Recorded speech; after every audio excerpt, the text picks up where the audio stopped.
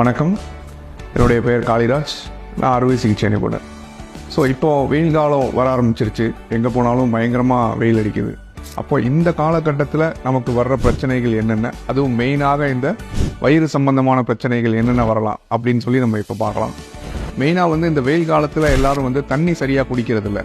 அப்போ என்ன ஆகும் அப்படின்னா கான்ஸ்டிபேஷன் முதல்ல வர ஆரம்பிக்கலாம். யூஸ்வலாகவே நிறைய பேருக்கு இந்த பைல்ஸ் பிரச்சனைகள் ரொம்ப நாளாகவே இருக்கலாம்.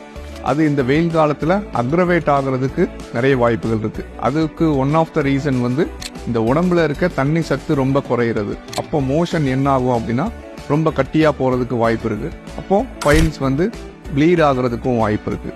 ஸோ இந்த மாதிரி விஷயங்களை தவிர்க்கணும் அப்படின்னா என்ன பண்ணணும்னா, நம்ம உடம்பை எப்பவும் நல்லா ஹைட்ரேட்டடாக வச்சுருக்கணும். ஸோ ஒரு நாளைக்கு நம்ம 3 முதல் 4 லிட்டர் தண்ணி கண்டிப்பாக குடிக்கணும். ப்ளஸ் காய்கறிகள், பழங்கள், தண்ணி சத்து மிகுந்த பழங்கள், இப்போ தர்பூசணி எல்லாம் எல்லாமே விற்பனைக்கு வந்திருக்கு. அது எல்லாமே நம்ம நிறைய சாப்பிடணும். ப்ளஸ் நம்ம ரொம்ப காரமான பொருட்கள், எண்ணெயில் பொரிச்சது, அந்த மாதிரி பொருட்கள்லாம் கண்டிப்பாக அவாய்ட் பண்ணணும். ஸோ பைல்ஸ் அப்படின்னு வரும்பொழுது சில பேருக்கு அது வெறும் வலியாக மட்டும் இருக்கலாம். சில பேருக்கு அது ப்ளீடிங், அந்த மாதிரி ஒரு இரத்தப்போக்கு கூட இருக்கிறதுக்கு வாய்ப்பு இருக்குது.